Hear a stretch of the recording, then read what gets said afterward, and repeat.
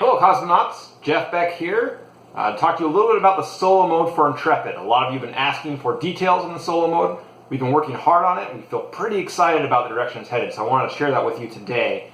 Keep in mind, this is still in development. We're still ironing out those kinks, but we think it's pretty great. It definitely keeps that tension and excitement of a regular multiplayer game, but boils it all down to you just playing in one country and getting the job done. So let's take a look.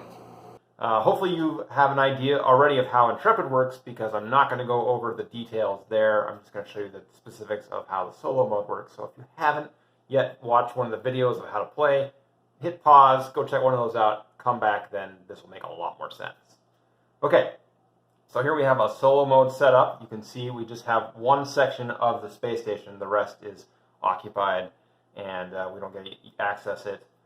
We're using the United States. It's complexity level 1, really simple, so that hopefully we can just walk through that pretty straightforward. You will see there's one extra tile here that you normally don't get. This tile you do use in a 2 or 3 player game. It's also going to be used in a solo mode, and it's going to help boost the amount of production that you're doing in the game. Before you start, you are going to roll 4 extra dice. So I'm going to use green dice, but in a solo mode, you're going to roll 4 extra dice, and this kind of represents some additional assistance you're going to need that you might otherwise get from another player. These dice are going to be there available to you. So I rolled 1, 3, 5, and 6, and I'll be able to access those dice if I need them on my turn. And you'll see how that works in just a minute. So I'm going to go ahead and roll my dice now. Okay, I rolled a 2 and a 4. That looks pretty good. Now, right off the bat, I know that this thermoelectric generator really needs a high number, because it's going to produce power and climate equal to the die value placed there. Unfortunately, 2 and a 6, none of those are especially high. So this is a great opportunity for me to use the new docky module that's specific to the solo mode. So how that works is you can place a die here, and then you can exchange it for one of these dice that you previously rolled. So now I have a 4 and a 6 that I can use. That's great. I can place that 6 here, just what I needed. So I'm going to roll a new die. I got a 2 and a 4. That's great, because now I can go ahead and execute the United States script as normal. Make that 3 into a 4. Now I have my doubles that I need for the United States that I can click here. So now I'll go ahead and add it up just like a regular game. Looks like I made 12 of power. Puts me at 9 power, and I made 12 in and 12 in climate as well. So that puts me up to 9 climate, which is great.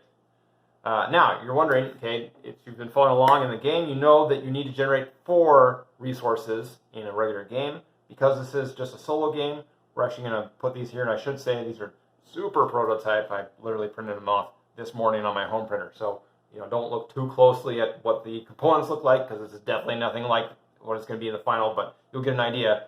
Basically what we're saying is power in a solo game is equal to oxygen, and climate is equal to nutrition. And you'll kind of see how that works, but basically we just need to generate these 2 and keep these 2 running.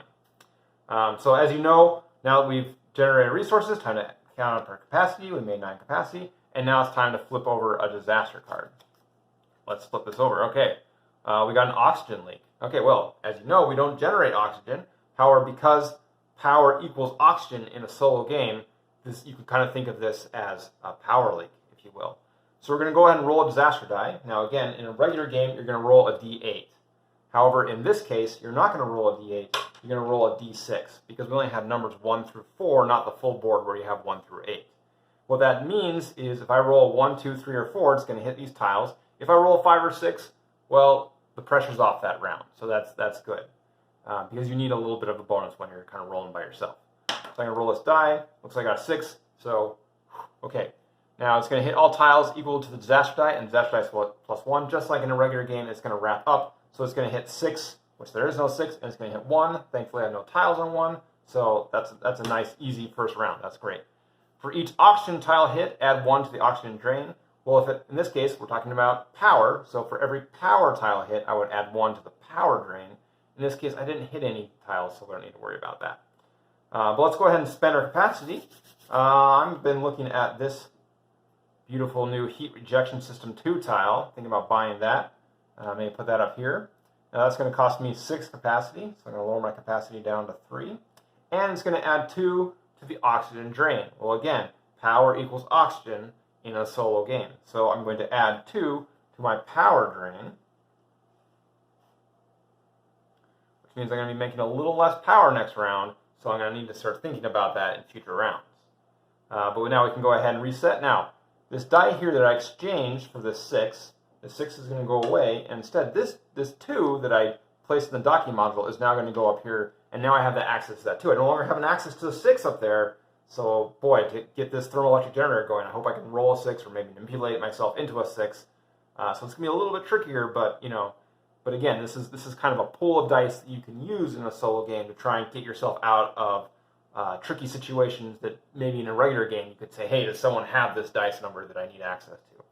But let's go ahead and just do one more round, trying to get able to filter that. So I roll my dice. Oh, thankfully, I roll a 6. That's fantastic. I'm going to place that 6 there. It lets me roll a new dice. I got a 3 and a 4. Okay, well, that's interesting. So I can get to doubles here pretty easy. I can get that 3, convert that to a 4. Now I have doubles here. Now I can gain a new die. It's going to give me a new die, which is plus or minus. In this case, it doesn't really matter, but I can get a 6 here. I can't use that one yet, but I can stick this here in the habitation module just like a regular multiplayer game, and that's going to give me +1 to one of my 2 resources. So that's the basics of how a solo game works. It's still just as crunchy. There's still clever maneuvers you can make using this dice pool, using your boost tile. The disaster is going to hit you even just a little bit harder, but you thankfully get some benefits, some bonuses that are going to help you keep on top of that. Still a super fun, crunchy game. So thanks a lot. Hope you enjoy it. We'll see you later. Bye.